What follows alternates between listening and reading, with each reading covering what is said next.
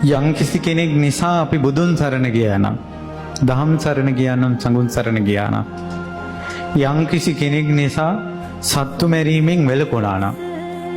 හොරකමින් වැළකුණා නම්, වැරදි කාම සේවනයෙන් වැළකුණා නම්, බොරු කීමෙන් වැළකුණා නම්,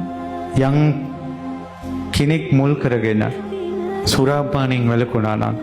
බුදුරජාණන් වහන්සේ වදාලා එයා වෙනුවෙන්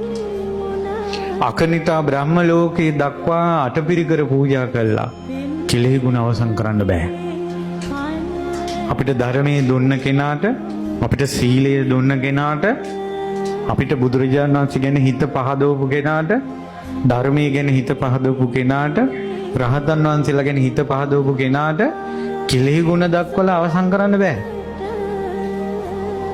පැහැදිලිනේ? එහෙම එකක් ලෝකෙ තියෙද්දී